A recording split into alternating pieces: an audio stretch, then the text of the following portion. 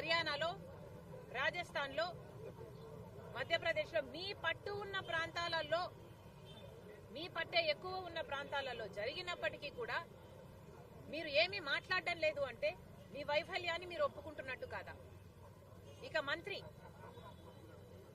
ఎవరు? ధర్మేందర్ ప్రధాన్ అంట. ఈయనైతే అసలు ఈయన ఫేస్బుక్ కానీ ఈయన సోషల్ మీడియా ఈయన ప్లాట్ఫామ్స్ చూస్తే మొత్తం మోడీ జపమే.